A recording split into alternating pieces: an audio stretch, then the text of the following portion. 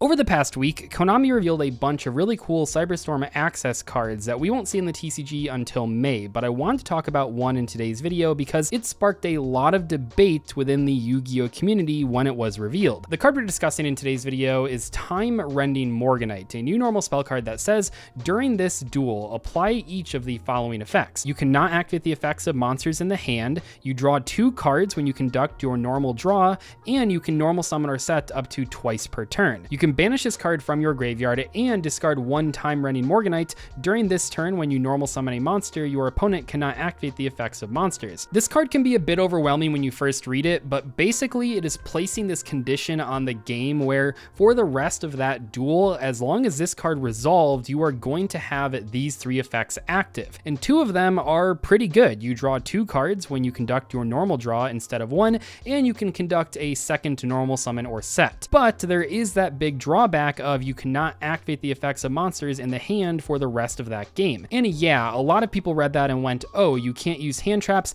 and that is true. You know, you can't use hand traps if you resolve this card, and that is a pretty big downside, but it goes even a little bit further than that because a lot of decks just randomly have at least 1 monster card that has an in-hand ability, and if you are playing this card, you won't be able to use those. We're going to compare this to other cards in just a few moments, but first I did want to talk about where this card could be played if it is working properly. For example, if you were being optimistic, you could look at this card and go, okay, this is basically a double summon with an upside of drawing an extra card every turn. And it even has a graveyard effect where if you happen to draw 2 of them, while it's not ideal, you can at least make use of the second one by discarding it for this card's graveyard effect. In my mind, you want to play this card in a slower, controlling, maybe mid-range deck out there because this is a card that really gets a lot of value the longer the game goes on. And this is extremely important to remember here because if you are playing this card but you don't really care about the grind game, you might as well just play Double Summon, a card that already exists. Double Summon only lasts 1 turn, which is a downside compared to this one, but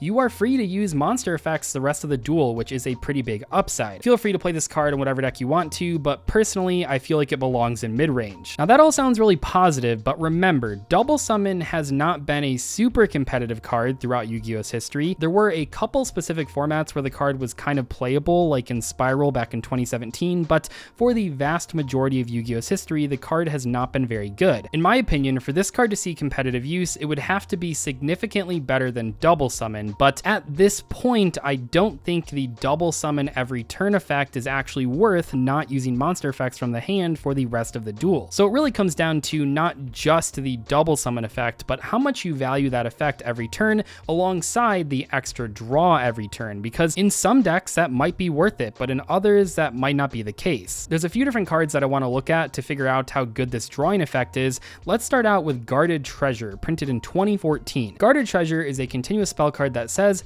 activate this card by discarding 5 cards. Yes, you read that right, 5 cards, and then you draw 2 cards. Not the best deal, but while this card is on the field, draw 2 cards instead of 1 for your normal draw during your draw phase. I like this card as a comparison point for Morganite because its effect is structured in a pretty similar way. You have a huge drawback discarding 5 cards. You have an immediate benefit drawing 2 cards as opposed to just the extra normal summon from Morganite. And finally, you get the delayed benefit of drawing an extra card every single draw phase, which just so happens to be one of the delayed benefits from Morganite. So this really is a great card to look at when trying to figure out how much we value drawing an extra card. Clearly back in 2014 at least, Konami did value drawing an extra card quite a bit because this card has a pretty ridiculous cost and that led to it not getting played. Konami attempted a similar effect in 2018's Cybernetic Horizon with the Ledger normal spell card. This one says banish 3 cards from the top of your deck face down. During your 3rd standby phase, after this card's activation, add all 3 cards to your hand. Now I know this isn't exactly the same as drawing an extra card every turn, but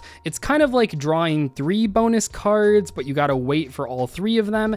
I know, it's a bit of a stretch, but to me at least, this is still part of the same category. What I find intriguing about this card is that they didn't really put a drawback on it besides waiting around for the cards. You don't have to restrict yourself from anything. You don't have to discard any cards.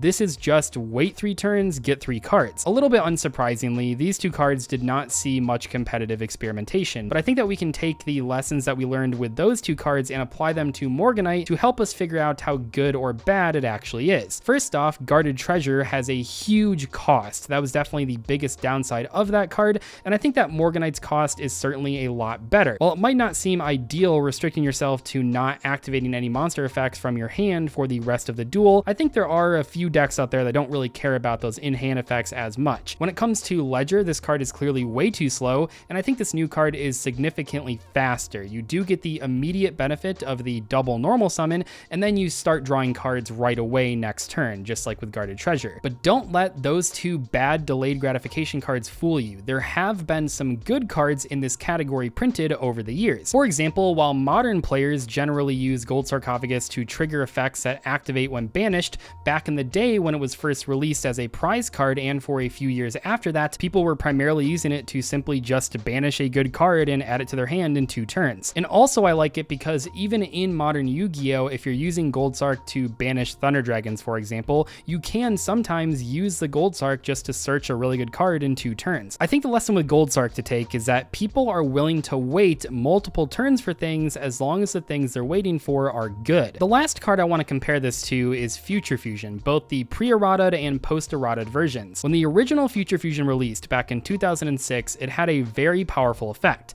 On activation, you could send fusion material monsters that are listed on a fusion monster card in your extra deck to the graveyard from your deck, and then in 2 turns, you would summon that fusion monster. This was an incredibly powerful effect, and in a lot of cases over the years, the cards that you were sending to the graveyard mattered way more than the actual fusion monster that you were trying to bring out. They ended up banning that version of Future Fusion, and then a few years later, they brought it back with a new effect. This time around, the big difference is that you don't send the monster cards to the graveyard until the first standby phase that Future Fusion has been on the board for. And this obviously slows it down significantly because now you're not using it to mill cards right away. You have to wait 1 turn for the cards to get milled and then 1 more turn for the fusion monster to get summoned. And of course, if they get rid of the Future Fusion by your next turn, you aren't going to get any of those mills. Future Fusion with the original effect was a very competitive card that saw play in a variety of decks for many years before getting banned. Future Fusion with the new effect is a card that people experimented with when it first got unbanned, but as time went on, most people cut it from their decks, and at the moment, you pretty much won't see it anywhere. And after all of that, I think we can finally sit here and answer these 2 big questions. How good is this card, and why is everyone talking about it? When it comes to how good the card is, I think the best case scenario is that it's like half as good as Small World. It's a card that not every deck can play and not every player wants to mess with, but if you take the time to experiment and try to look around at different decks, then you could probably find a few strategies that can use this card pretty well. And this might be a little bit controversial, but I don't think the monster effect drawback is why this card wouldn't see competitive play. I really do think it's just too slow for a lot of decks out there, and I think that by 2023 standards, we are in the new year, this thing might just not make the cut. But why are people talking about this card so much? There were a lot of cool cards revealed this week from that set, but this is the one that has the most amount of people discussing it, and I think there are a couple reasons. The card's design is really unique. We have 3 lingering effects, 2 that are benefits, 1 that is a drawback, and I think that everyone sees different things in those 3 effects. You know, everyone has their own experience in Yu-Gi-Oh, their own decks that they play. Maybe someone has a favorite deck that needs 2 normal summons. Maybe someone has a favorite deck that runs out of steam, so they want the extra draws. Maybe someone has a deck that doesn't have any in-hand monster effects, so they don't care about the drawback of this, so they're interested in trying it out just by the nature of that. We won't find out for a few months how good this card is in the TCG because it doesn't release until May, but until then, maybe spend some time trying to think of strategies where this card might fit in. I know that I'm going to be trying it out in a few different decks, but I'd love to hear what you guys are going to try it out in. Anyway, that is all for today's video. I will see you later. Thanks so much for watching. Goodbye.